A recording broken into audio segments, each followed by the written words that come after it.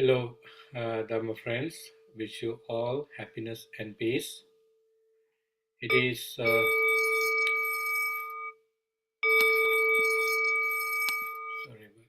sorry, so we are going to begin this evening Saturday Sutta Studies. Let me uh, first welcome you for this Sutta episode.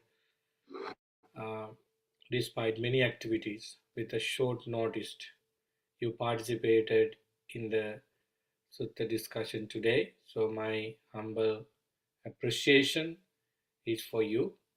The reason why I was not able to invite you to the Sutta studies with the particular Sutta is because of my traveling. I am joining today the Sutta discussion from Mississauga Temple in Toronto. So I was able to manage everything and selected a discourse for you and send it to you with the notice. So that's how I came to today's Sutta studies. So, friends, we have everything now for another session to understand Dharma. So, let's do it now with the presence of all our good friends. First of all, let me pay our due respect to the Supreme Buddha by reciting Namo Tassa. Namo Tassa Bhagavato Arahato Samma Sambuddhassa. Namo tassa bhagavato arahato samma sambuddhassa. Namo tassa bhagavato arahato samma sambuddhassa. I pay my homage to the Blessed One, the Worthy One, the fully enlightened Buddha. Sadhu, sadhu, sadhu. Friends, in today's Sutta studies, we pay attention to a discourse from Sangyutta Nikaya, the connected discourses of the Buddha. This comes in the section where the five aggregates of clinging are discussed. So it's called Kanda Sangyutta in Sangyutta Nikaya. Every suttas, almost all the suttas are to explain the way the five aggregates of clinging, Panchakanda, arises and exists and pass away. So this sutta is coming in the section called Puppavagga. It's the 10th. Kanda Samhita is a huge collection. It has sub-section. In each section we have 10 suttas. This sutta comes in the 10th one, and the sutta is called Vasi Jata Sutta, the section 10 and number 9. A discourse uh, on the Vasi Jata is talking about something interesting. It's called a translation call is the Aries handle. It's a kind of interesting discourse. So let's see how things unfold in the discourse. Um, this sutta has a very strong connection with different suttas that talks about the five aggregates of clinging, such as Upanishad Sutta from the same Nikaya and Bhavana Sutta from Anguttara Nikaya. So the sutta has a few paragraphs. In one paragraph, we can see a very powerful and popular simile to understand the very important passage of the sutta that talks about the five aggregates of clinging. So we can see that parable and also the teaching. So we'll go to the discourse directly and would like to read it for you understand, because since you didn't have any chance to read the discourse, it is my duty to give you some time to hear about the sutta. So the sutta, as you see, uh, it's about five aggregates, and then uh, uh, and this sutta is uttered by the Buddha to a group of monks at Savatthi.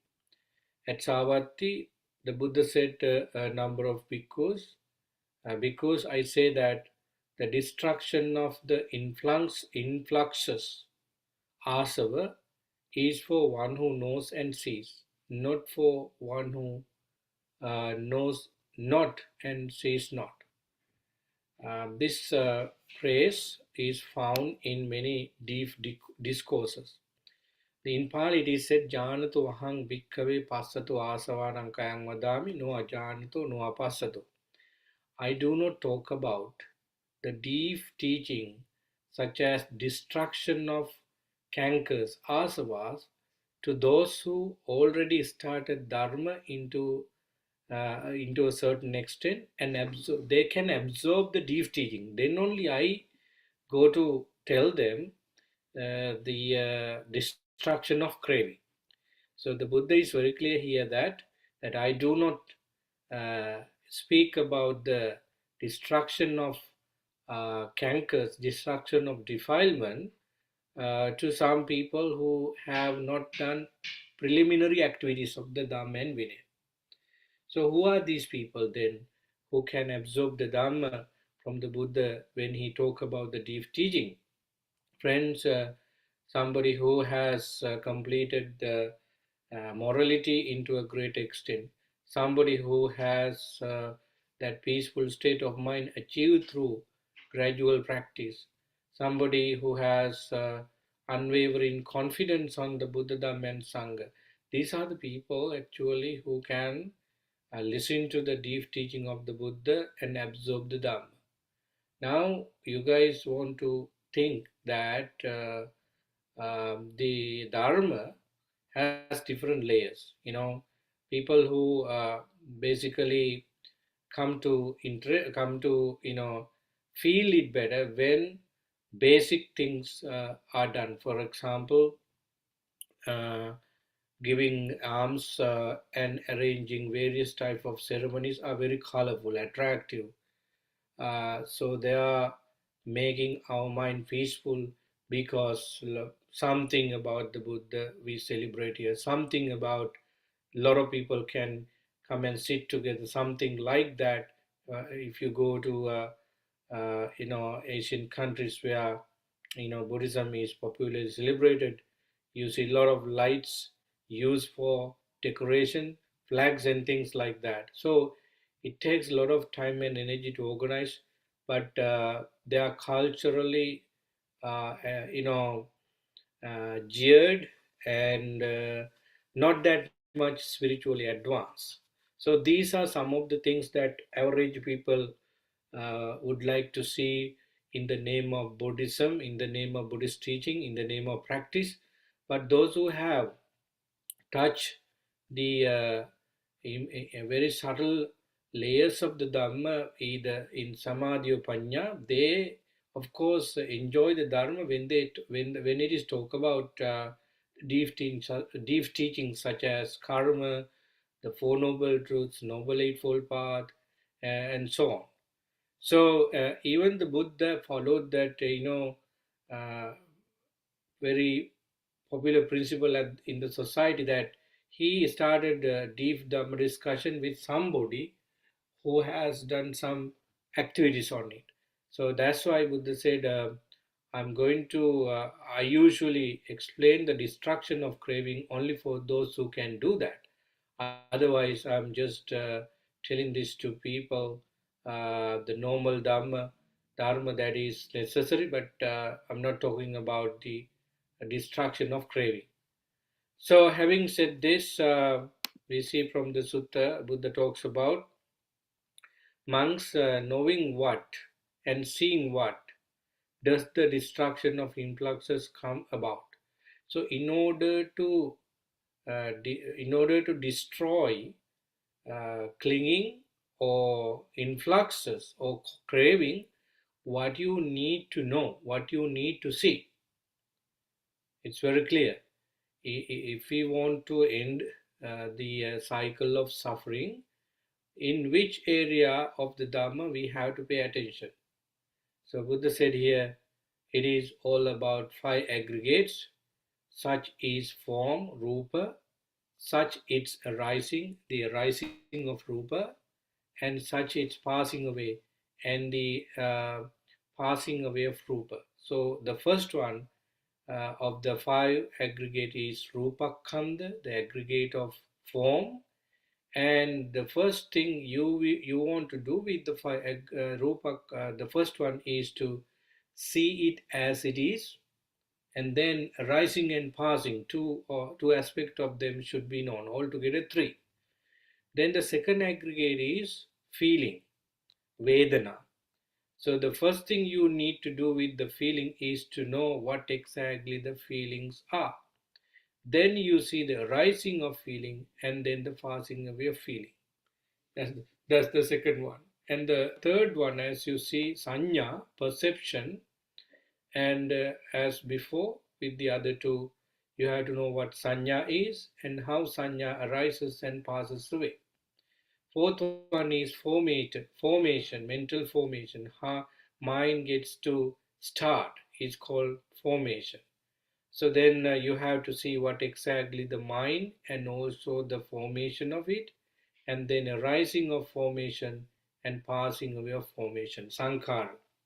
And the last one, as you know, is the consciousness, and you know what consciousness is, how it arises and passes away. So, in order for somebody to destroy asavas, and if they want to do that, the area of the focus should be on five aggregates of clinging, one in three way, and altogether it's 15 ways. So, this is what the Buddha said to bhikkhus, and then bhikkhus uh, are ready to listen to further about the same subject. Buddha continues. Because even though a monk who does not devote himself to mental cultivation might wish, or that my mind might be free from the influxes by non clinging, but his mind would still not be freed from the influxes by non clinging. Do you understand what it means? So, for example, there is a monk, and this monk uh, do not practice well. Sorry, does not practice well. This monk is not devoted to his practice. He is not genuine in his practice, right? But his wish is to attain enlightenment. In other words, his wish is to destroy influxes. So he wants to get away from asavas or influxes, but he doesn't do anything for it. So why he is not going to make any progress? Then Buddha said he doesn't go, he doesn't do anything significant in his training because his vision is there, but he doesn't do anything for it because his mind is not cultivated. Should be the answer, right? So he is not going to be an enlightened person at all because he is not executing his plan for attaining enlightenment. Uh, Therefore, he is not going to attain enlightenment. What exactly he should be able to cultivate in order to attain enlightenment? The Sutta talks about 37 limbs of awakening, 37 factors of awakening. This is called in Pali Sattis Bodhipakshika Dharma. Sattis Bodhipakshika Dharma means 37 factors of enlightenment. So, uh, Buddha talk about the destruction of craving only for monks and nuns and lay people who are very skillful in that. And suppose you need to address the five aggregates of clinging in order to, create the opportunity for you to strive onto the or strive on the dharma. And then having done nothing about it, you can wish to be enlightened, but you don't get it. In today's world, a lot of people have wishes on various things, and one is religious, wishes. It means you go to church, you go to synagogue, temples, monasteries, where Buddhists and non-Buddhists exist. So they make wish, lot of wishes. Some are very mundane, very average. Some are very long term. So basically, if you wish yourself to attain enlightenment in this life or after this, I think it is one of the powerful wishes. So anyway, in order to make your wish come true, you have to live like a practitioner. You cannot do everything and do this only for 1 week. It doesn't work.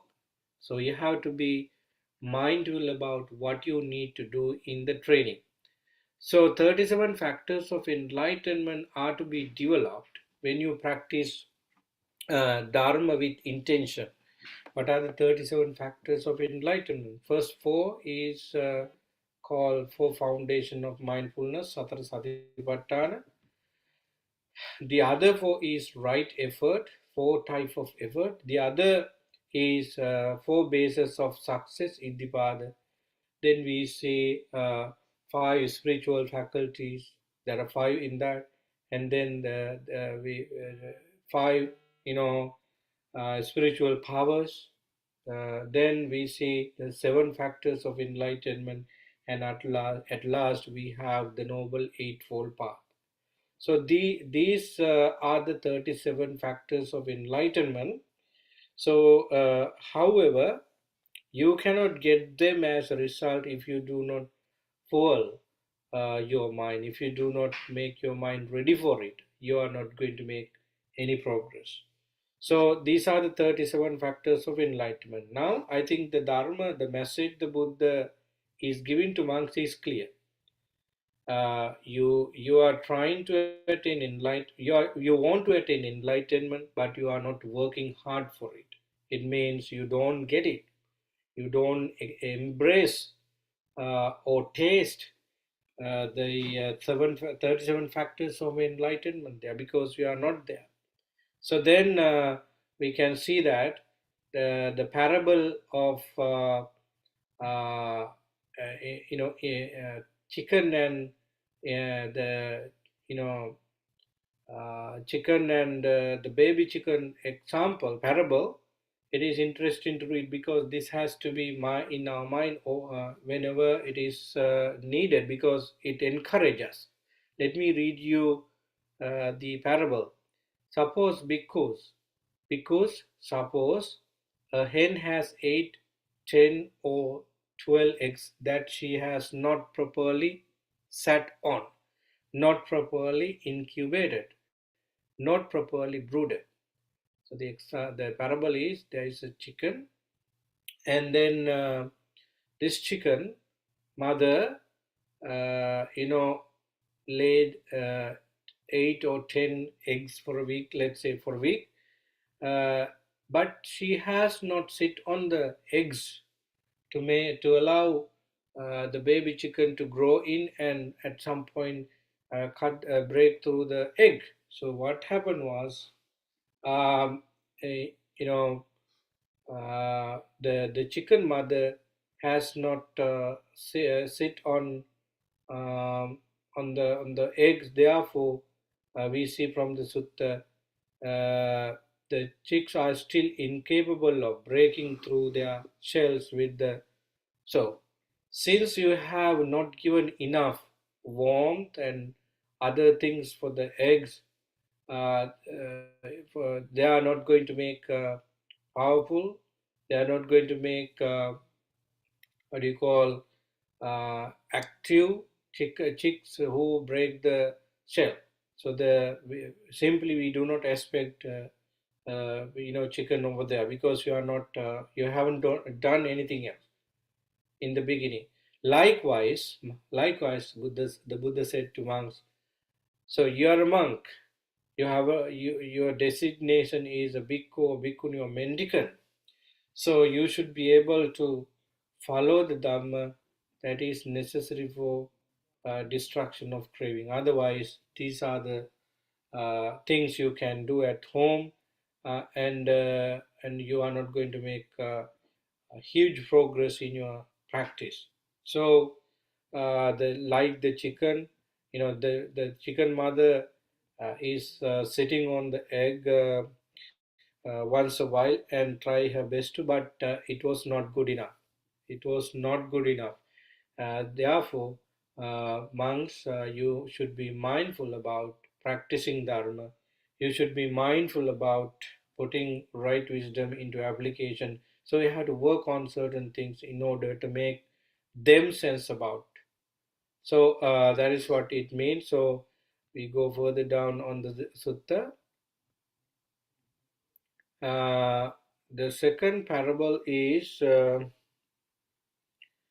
Because even though a monk who devoted himself to mental cultivation might not wish for that my mind might be free from the influxes by non-clinging, but his mind would still be freed from the influxes of by non-clinging.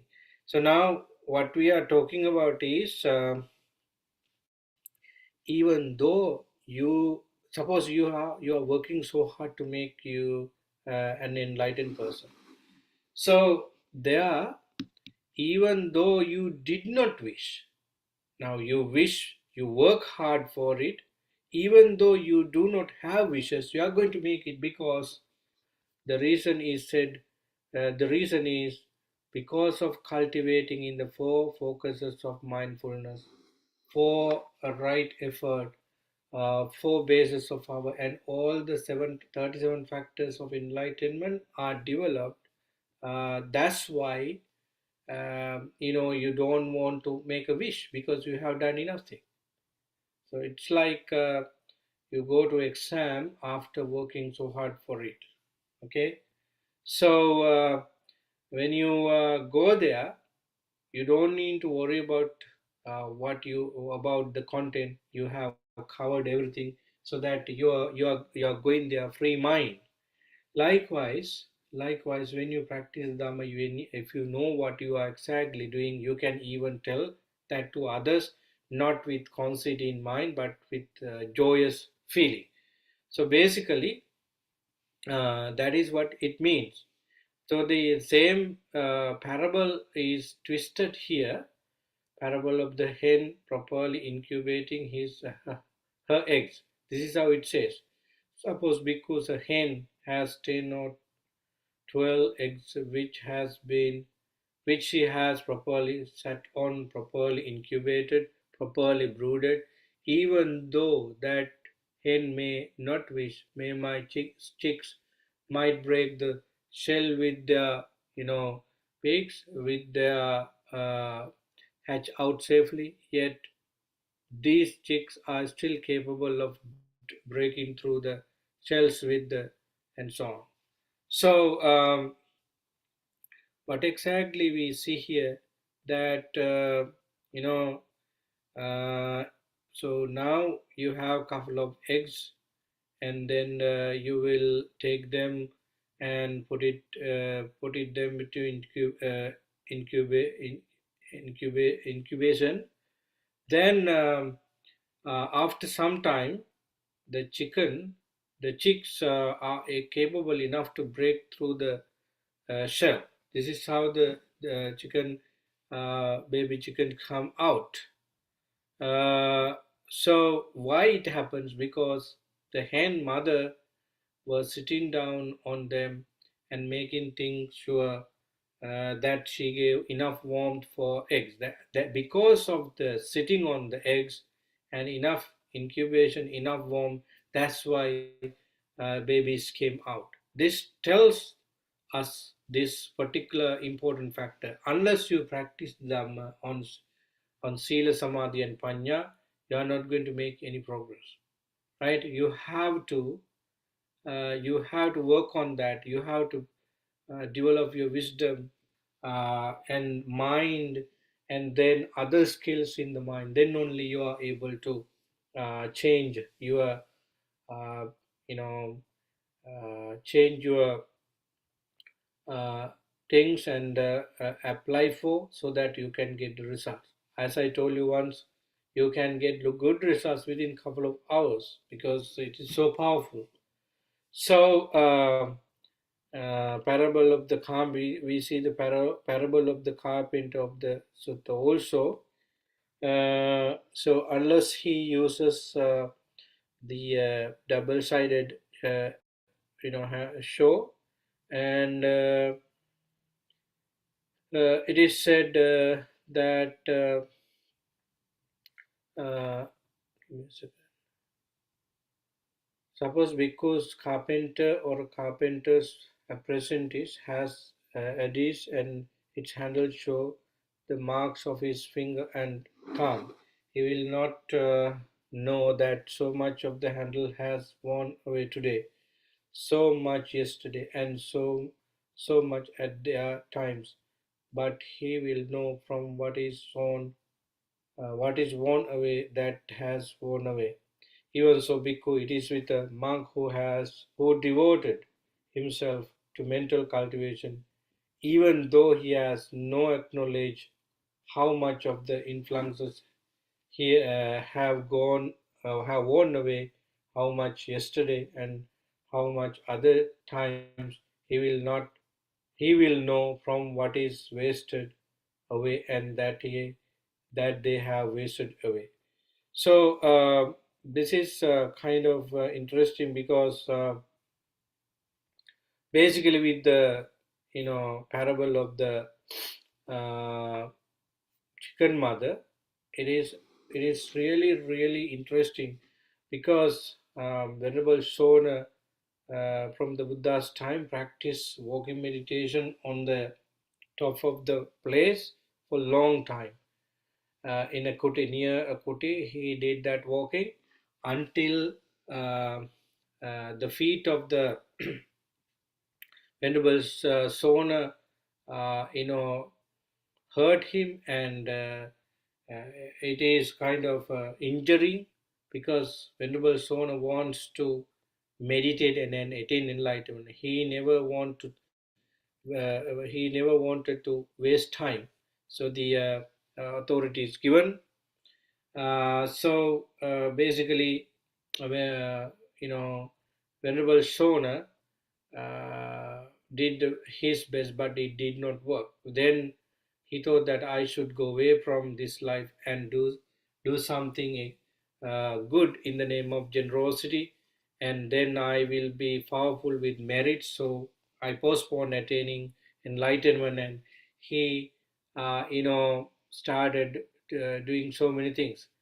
Then Buddha appeared in front of him and said that, "Do you remember the best music you have?" Yes, and there were, uh, you know, people around, and then yeah, I know how to produce best music, and also general music, and so forth.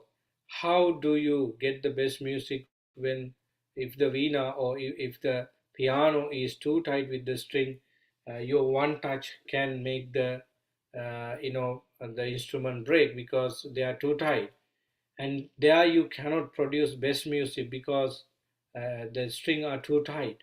And suppose there is another man who has you know there's a give me a second.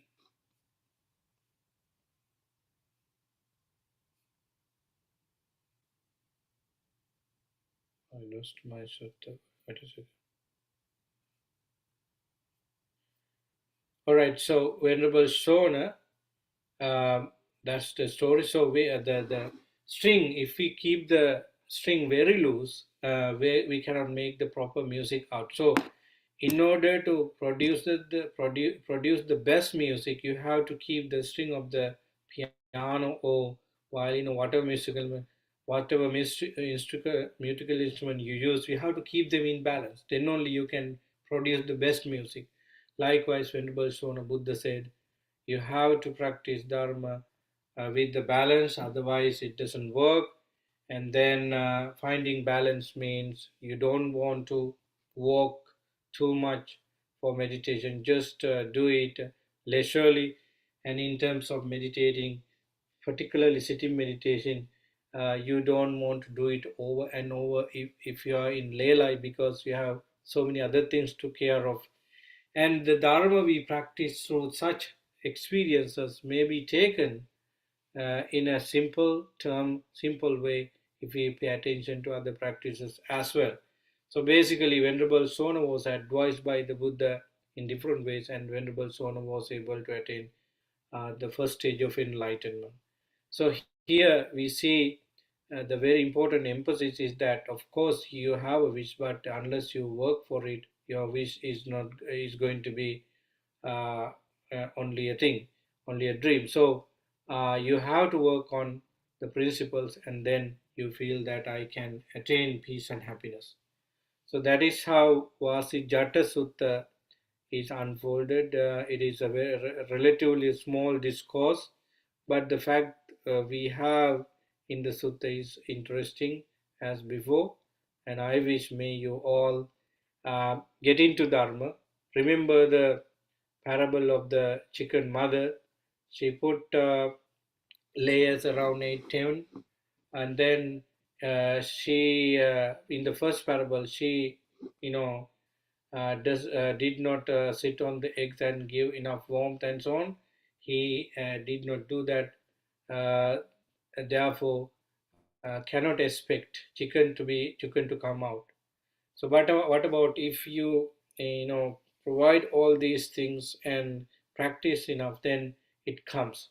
So the basic advice is that find the middle way, put your right effort into application. Once everybody is done, go around and see, and then practice dharma as you wish. So therefore you can see the results, right? A lot of people say this is difficult, that is difficult. Why do they say it? Because they haven't practiced enough. They want to be, but they haven't put the principle activated. So I think this is a good advice for all of us. Sometimes we like to attain enlightenment, but how could that happen unless we have a proper plan for it? It's a mental management. So, friends, that's all this sutta, and it has so many connections to other suttas, which I do not take them now. Same thing is repeated. If you have anything to share, I would really appreciate to hear from you. Um, uh, Please take your time if you have anything.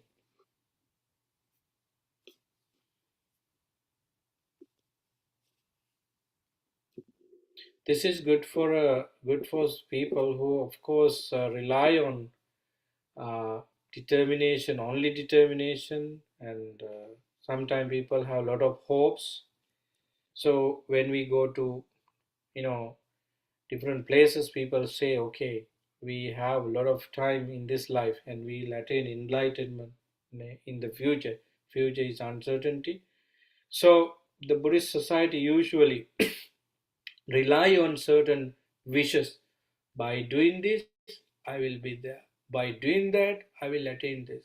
By doing this, okay, I will be in nirvana. Such things are always in people's mind. Sometimes they are, not that bad because they are encouraging you to do more. But from the wisdom point of view, you don't need to wish to get into enlightenment. You should have a kind of idea that I do this for this purpose. It is different from the attachment to your own goals. So, yeah, if you do not have a proper plan, no matter how long you are living with Buddha, no matter how long you are surrounding, you are not going to make it. So that it's very clear that, yeah, even without a kind of board or poster in you that I work for enlightenment. It is not the way it happens. So your hard working on principles is a matter. Okay.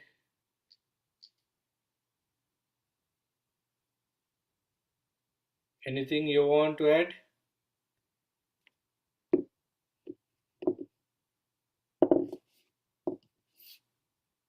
Nothing.